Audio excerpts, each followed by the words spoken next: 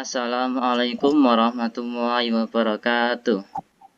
Waalaikumsalam Waalaikumsalam warahmatullahi warahmatullahi wabarakatuh. wabarakatuh. Selamat pagi anak-anak. Pagi Pak Guru.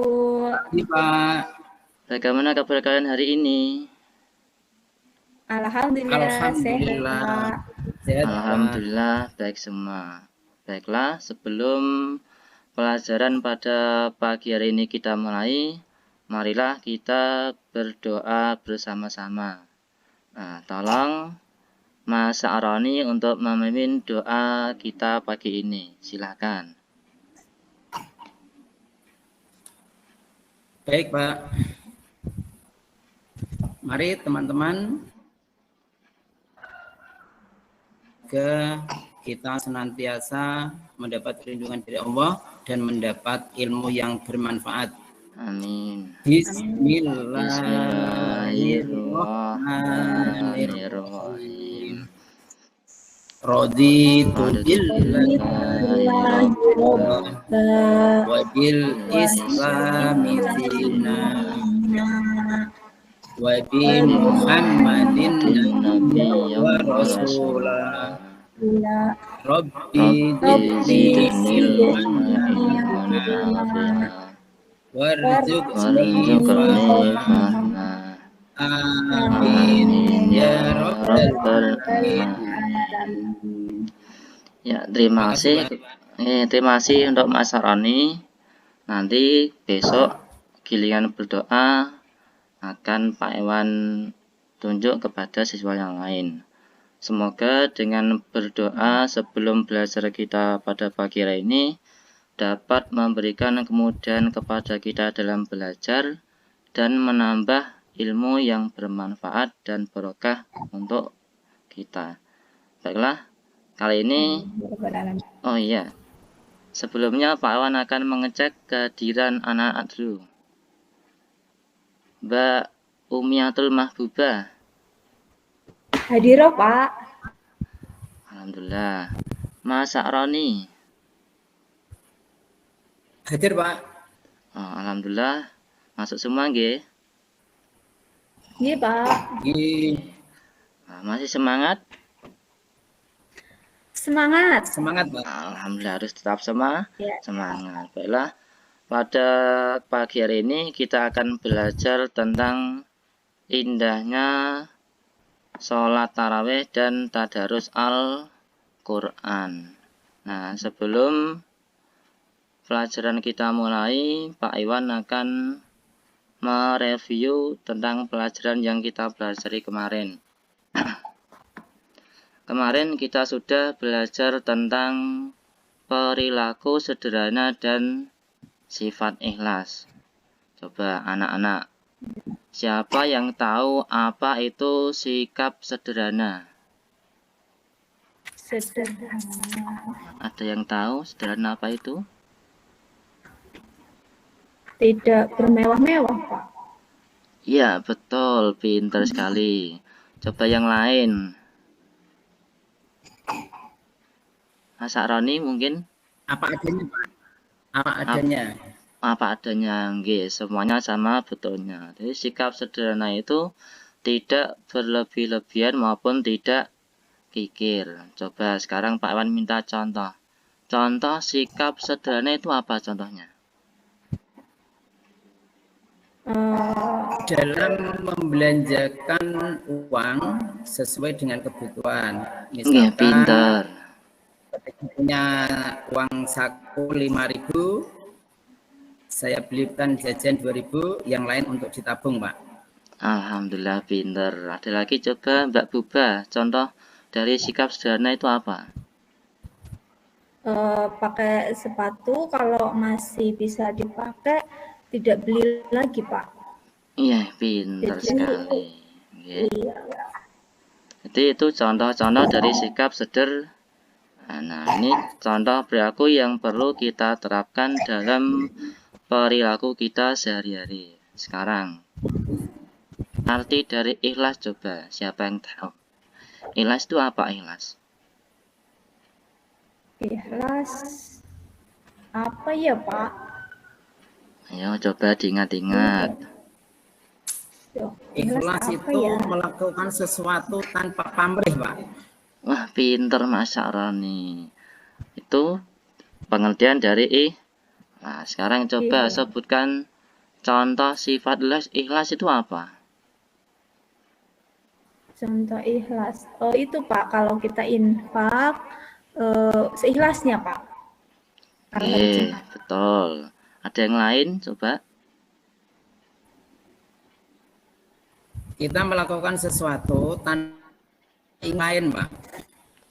Pintar semuanya, benar semua. Nah, perilaku hidup sederhana dan ikhlas ini perlu kita terapkan dalam perilaku hidup kita sehari-hari. Ternyata kalian masih ingat pelajaran yang Pak Iwan sampaikan minggu yang lalu. Baiklah, kali ini kita akan belajar materi selanjutnya, yaitu indahnya sholat tarawih dan tadarus Al-Quran. Pak Iwan yakin kalian sudah tidak asing dengan kata tarawih. Pernah dengar kata tarawih atau tidak? Pernah, Pak. Pernah Pak. Kalau tadarus Al-Quran? Pernah, Pak. Pernah. Berarti kalian sudah tidak asing. Baiklah, sebelum pelajaran kita mulai, Pak Awan akan menyampaikan kenapa kita harus belajar tentang sholat tarawih dan tadarus Al-Quran. Yang pertama, peserta didik dapat menjalankan sholat tarawih dan tadarus Al-Quran pada bulan Ramadan sebagai wujud ketaatan kepada Allah Subhanahu wa Ta'ala dan Rasul. Nah, jadi dari setelah nanti kalian belajar kali ini, diharapkan kalian bisa menjalankan sholat tarawih dan tadarus Al-Quran pada bulan Ramadan. Sekarang Pak Iwan tanya, bulan Ramadan yang lalu kalian menjalankan sholat tarawih apa tidak? Tarawih, Pak. Alhamdulillah. Tarawih Pak. Sekarang sholat tarawihnya bolong-bolong apa full? Bolong-bolong Pak. Nah, yang masih bolong-bolong harus dilengkapi, karena rugi kalau kita tidak menjalankan sholat tarawih karena hanya ada 1 bulan dalam 1 tahun.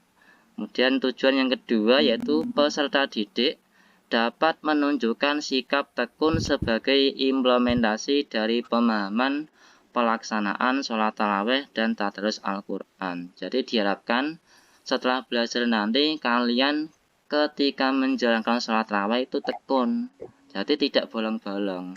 Biasanya kan hari pertama rajin, tapi untuk 10 hari kedua biasanya sudah malas. Itu jangan sampai. Kemudian yang ketiga, peserta didik dapat memahami pelaksanaan sholat tarawih dan tadarus Al-Quran. Jadi nanti kalian diharapkan paham bagaimana sih cara melakukan sholat tarawih yang betul. Bagaimana sih cara tadarus Al-Quran yang baik dan benar. Nanti di akhir pelajaran akan Pak Iwan setelkan video bagaimana tata cara pelaksanaan sholat tarawih agar kalian benar-benar paham betul cara melakukan sholat tarawih. Dan yang keempat, peserta didik dapat mempraktikkan tata cara sholat tarawih dan tadarus Al-Quran. Nanti untuk pertemuan selanjutnya, Pak Iwan akan saya suruh kalian untuk maju satu persatu mempraktikkan tata cara sholat tarawih. Nanti akan Pak Iwan nilai. Bisa? Insya Allah Pak. Alhamdulillah. Coba lihat gambar ini. Gambarnya terlihat apa tidak? Terlihat Pak. Coba untuk gambar yang pertama, apa yang Mbak Bubah pikirkan dari gambar itu coba? Pergi ke masjid, Pak. Pergi ke masjid, iya, Pak. Pergi ke masjid sama-sama Pak. Kira-kira untuk apa itu ke masjid? Mau sholat Pak. Ya betul. Kemudian gambar yang kedua, Mas Roni, itu anak-anak sedang apa ya? Itu sedang tadarus Al-Quran, Pak. Oke, pintar. Untuk gambar yang ketiga, kira-kira sedang apa itu? Sholat, Pak. Sholat berjamaah. Sholat tarawih berjamaah. Nah, sholat tarawih berjamaah. Anak-anak pintar sekali, Masya Allah. Nah, sekarang kita akan membahas tentang sholat tarawih. Masih semangat? Semangat, Pak. Semangat, Pak. Alhamdulillah. Baiklah. Secara bahasa, sholat tarawih itu berasal dari bahasa Arab, yaitu tarwihatun, yang artinya waktu sesaat untuk istirahat. Makanya, sholat tarawih itu sebetulnya sholatnya harus santai, tidak malah cepet-cepetan. Nah, ini yang salah pemahaman di antara kita. Kadang kita itu pengennya milih sholat tarawih yang cepat daripada yang lambat. Betul apa tidak? Betul, Pak. Betul. Nah, kadang malah kita sendiri yang melakukan. Nah, itu yang kurang pas. Sebetulnya sholat tarawih itu harus santai, tidak boleh cepat karena kita itu beribadah kepada siapa anak-anak? Ya, kepada Allah. Allah. Subhanahu wa ta'ala. Iya. Ya. Kemudian secara istilah, sholat tarawih yaitu sholat sunnah yang dikerjakan pada malam hari di bulan Ramadan. Jadi sholat tarawih itu hanya ada pada bulan Ramadan. Sekarang Pak Iwan tanya, kalau misalkan ada orang ingin sholat tarawih di selain bulan Ramadan, bisa apa tidak? Tidak bisa, Tidak, Pak. Pak. Kenapa kok Tidak tidak bisa? Kan pada malam hari bulan Ramadan, Pak. Iya, Kalau sholat pinter. tarawih tadi. Jadi sholat tarawih itu Bapak, hanya iya. khusus dikerjakan pada bulan Ramadan. Lah biasanya sholat tarawih itu ada gandengannya, namanya sholat. Witir. Nah, pinter Mas Witir. Roni. Sekarang siapa yang tahu apa itu sholat sunnah witir? Witir Sholat. itu ganjil, Pak. Betul, yaitu sholat sunnah yang bilangan rokaatnya ganjil. Paling sedikit satu rokaat. Satu rakaat. Satu rakaat. Kalau ganjil berarti setelah satu berapa rokaat? 3, Pak. Boleh 3, Tiga, boleh Pak. lagi 5 boleh 5, boleh atau 11. 9, sampai 10. boleh 11, 11. 7, 9 sampai terakhir 11. Pinter anak-anak. Sekarang Pak Iwan lanjutkan. Nah, coba Pak Iwan minta Mbak Bubah untuk membacakan hadis pada gambar tersebut. Silakan. Bismillahirrahmanirrahim.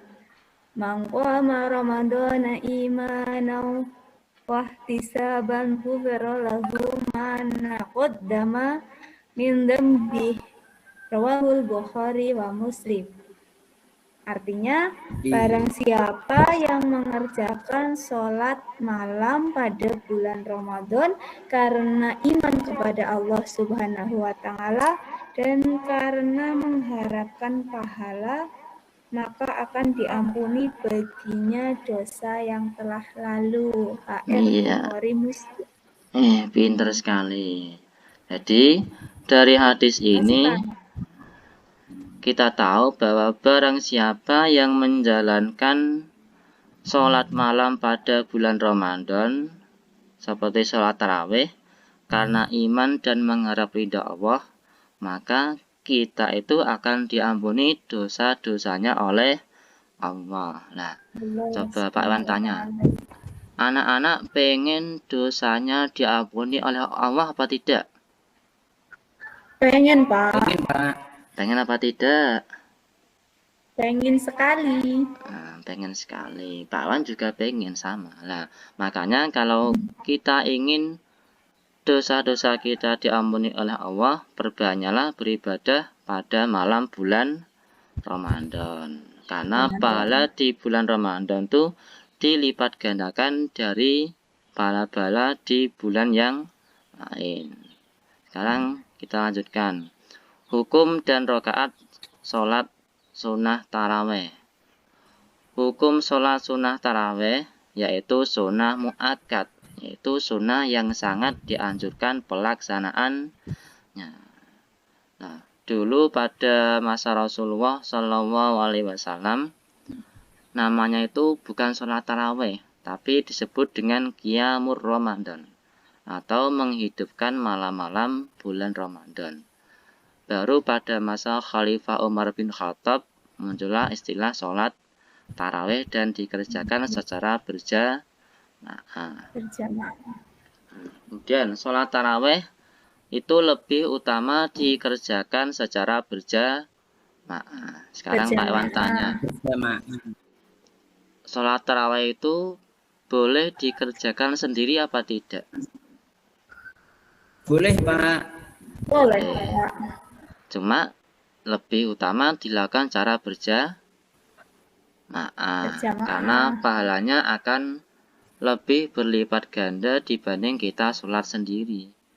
Nah, kalau kemarin anak-anak sholat tarawih pada bulan puasa yang lalu dilakukan di masjid, di musola apa di rumah? Di masjid, Di Pak. langgar, Pak. Nah, di masjid boleh, di langgar atau di musola boleh. Berarti anak-anak melakukan cara berjamaah. Nah, sekarang bilangan sholat tarawih. Sholat tarawih itu bisa dikerjakan dengan 20 rakaat ditambah 3 witir ataupun 8 rakaat ditambah 3 witir. Loh Pak, kok ada 2? Nggih. Semuanya sama-sama betul karena masing-masing punya dasar sendiri-sendiri. Anak-anak tidak boleh menyalahkan. Pak, itu kok 6-8 rakaat, Pak? Ya tidak boleh disalahkan. Pak, saya 20 rakaat juga. Kamu tidak boleh yang paling benar. Nah, karena masing-masing punya dasar sendiri-sendiri, maka harus kita hormati. Kalau anak-anak kemarin sholat tarawihnya berapa rakaat? 23, Pak. Nah, 23, 20 rakaat tarawih ditambah 3 dengan witir, pinter. Iya. Sekarang kita lanjutkan. Nah, bagaimana cara melaksanakan sholat tarawih? Pak Iwan yakin kalian sudah paham. Jadi, pelaksanaan sholat tarawih sebetulnya sama seperti sholat fardu. Yang membedakan cuma niat dan jumlah rakaatnya. Sekarang, hal-hal yang harus diperhatikan dalam sholat tarawih. Jadi, pertama syarat, rukun, bacaan, dan cara melakukan sholat tarawih sama dengan sholat biasa.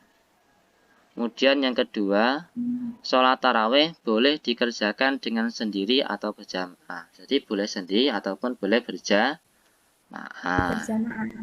Kemudian setiap 2 rakaat atau 4 rakaat setelah salam disunahkan membaca doa. Nah, jadi setiap 2 rakaat yang baik itu ada doanya. Setiap 2 rakaat salam ada doa. Nah, kalau tidak Pak, ya tidak apa-apa. Karena itu kan hukumnya sunnah. Kemudian yang selanjutnya, sholat tarawih boleh dikerjakan dengan 20 rakaat ditambah 3 witir atau 8 rakaat ditambah 3 witir. Kemudian yang terakhir, jika dikerjakan dengan 20 rakaat, maka setiap 2 rakaat diakhiri dengan salam. Atau jika dikerjakan dengan 8 rakaat, maka boleh diakhiri dengan salam pada tiap 2 rakaat atau dikerjakan 4 rakaat tapi tidak ada tahiyat awal. Nah, biasanya yang kita lakukan tuh 2 rakaat atau 4 rakaat? 2, Pak. Biasanya yang kita kerjakan itu tiap 2 rakaat salam. Nah, ini niat sholat tarawih. Coba Mas Roni dibaca niatnya sholat tarawih. Bismillahirrahmanirrahim. Usolli sunnatat tarawihi rakaataini mustaqbilal qiblati adaan lillahi ta'ala. Iya, pintar, terima kasih. Jadi itu niat sholat tarawih. Nah, kalau kita jadi imam maka ditambahkan imaman lillahi ta'ala. Tapi kalau kita jadi makmum ditambahkan ada makmuman lillahi ta'ala. Pintar. Sekarang keutamaan sholat tarawih. Coba yang pertama dibaca Mbak Buba. Ya, keutamaan sholat tarawih. 1, dapat menambah ketaatan kepada Allah Subhanahu wa Ta'ala. Ya, yang pertama itu dapat menambah ketaatan kepada Allah Subhanahu wa Ta'ala. Jadi orang yang menjalankan sholat tarawih, insya Allah nanti akan semakin takwa dan taat kepada Allah. Wah, lanjutkan yang kedua Mbak Buba. Allah Subhanahu wa Ta'ala mengampuni dosa-dosanya. Ini akan diampuni dosa-dosanya oleh Allah. Wah, anak-anak pengen diampuni dosanya atau tidak? Pengen banget, Pak. Nah, kalau pengen Pak. harus mengerjakan sholat tarawih, jangan sampai bolong-bolong. Terutama ketika 10 hari di akhir bulan Ramadan. Itu keutamanya lebih besar. Coba yang ketiga dibaca Mas Aroni. Pahala ibadah ditulis seperti sholat 1 malam penuh. Nggih, jadi pahala ibadah, nggih. Yang keempat, mempererat silaturahim sesama kaum muslimin, Pak. Nggih, terima kasih. Jadi yang ketiga, pahala ibadah sholat tarawih, meskipun kita mengerjakan paling sekitar 40 menit, itu dicatat Allah seperti kita menjalankan sholat semalam penuh. Padahal kita belum pernah menjalankannya, tapi pahalanya seperti 1 sholat malam penuh. Nah, itu banyak sekali pahalanya. Kemudian yang mempererat silaturahim sesama kaum muslimin. Kalau kita mengerjakan sholat tarawihnya berjamaah, baik di masjid ataupun di musola, akan menambah ukhuwah Islamiyah di antara sama kaum muslim. Ini untuk tata cara sholat tarawih nanti saja ketika di akhir. Kemudian kita lanjutkan tadarus Al-Quran. Secara bahasa, tadarus berasal dari kata darosa, yang artinya mempelajari, meneliti, menelaah, dan mengambil pelajaran. Itu pengertian secara bahasa. Sedangkan secara istilah, tadarus Al-Quran yaitu memperbanyak membaca dan mempelajari Al-Quran. Coba sekarang Pak Iwan tanya, kalian jawab jujur, tidak boleh bohong. Pada bulan Ramadan yang lalu, kalian tadarus Al-Quran apa tidak? Tadarus, Pak.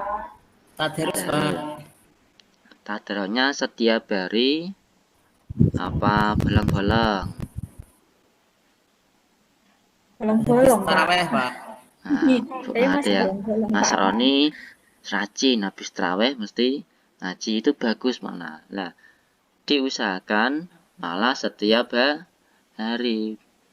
Kalau bisa malah untuk bulan Ramadan bisa khatam 1 Al-Quran sedikit-sedikit.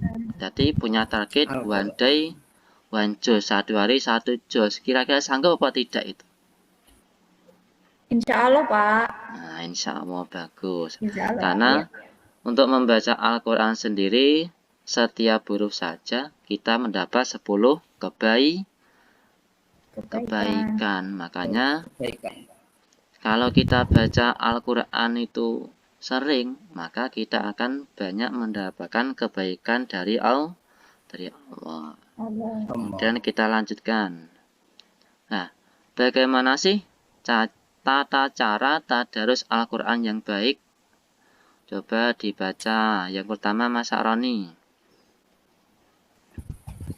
Ketika akan membaca Al-Quran, hendaklah berwudu terlebih dahulu. Ya, pinter. Jadi ketika sebelum membaca Al-Quran, kita harus berwudu. Karena Allah berfirman, la yamassuhu illal mutahharun. Tidaklah boleh menyentuh Al-Quran kecuali orang-orang yang suci. Kemudian yang kedua dilanjutkan Mas Aroni. Mengawalinya dengan membaca ta'awud dan basmalah. Ya, anak-anak tahu bacaan ta'awud dan basmalah apa tidak? Tahu, Pak. Alhamdulillah. Tahu, Jadi Pak. sebelum kita membaca Al-Quran, diusahakan membaca ta'awudz dan basmalah. Kemudian yang ketiga, Mbak Bubah coba. Di tempat yang bersih. Ya, jadi kita itu kalau mau baca Al-Quran cari tempat yang bersih, jangan tempatnya kotor. Misalkan, Pak, saya ngaji kok di kamar mandi, boleh apa tidak ini? Tidak, Pak. Kenapa kok tidak Sampai boleh? Pak. tempatnya kotor, Pak. Nah, betul, pinter, karena tempatnya tempat yang kotor. Kemudian yang D dilanjutkan Mbak Bubah. Berbusana bersih dan menutup aurat dengan rapi. Nih, jadi ketika mau baca Al-Quran ya harus menutup aurat. Nah, tidak boleh kok pakai celana pendek, pakai kaos oblong, kok mengaji. Boleh Pak, boleh, cuma tidak sopan. Dan yang kelima dianjurkan menghadap kiblat. Nah, kalau di Indonesia kiblatnya itu menghadap kemana? Barat. Nah, ya, betul, ke arah barat. Jadi diusahakan ketika tadarus juga menghadap ke arah barat. Kemudian membaca Al-Quran dengan tenang dan tidak tergesa-gesa. Jadi ketika kita membaca Al-Quran pakai yang namanya ilmu apa? Tajwid. Ya betul, pakai yang namanya ilmu tajwid. Itu kita terapkan ketika membaca Al-Quran. Jadi dengan tartil dan perlahan sesuai dengan ilmu tajwid. Kemudian membaca dengan suara sedang. Tidak usah membacanya dengan keras sampai gembar-gembar mengganggu orang lain. Kemudian yang selanjutnya tidak berbicara dan bersenda gurau. Jadi ketika anak-anak membaca Al-Quran, jangan disambi kalih bercanda. Harus fokus untuk membaca sampai selesai. Ketika selesai baru boleh melakukan aktivitas yang lain. Dari sini anak-anak sudah paham? Sudah, Pak. Sudah. Kalau sudah, Pak. Pak Iwan akan coba memutarkan video sekilas. Karena waktunya kita terbatas. Nanti akan kita lanjutkan dengan latihan soal. Siap-siap, G. Tolong diperhatikan nanti biar anak-anak paham bagaimana tata caranya melaksanakan sholat tarawih.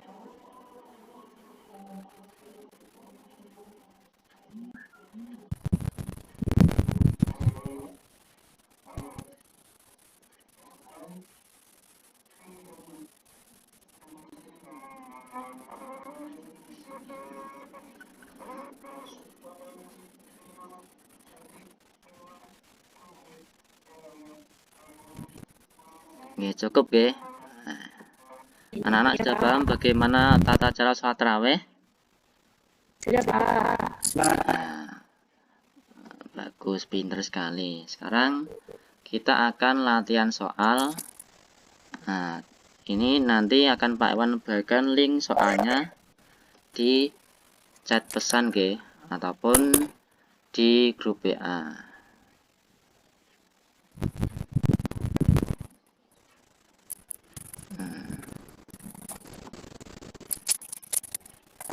Sudah dikerjakan, G? Pinter. Baiklah.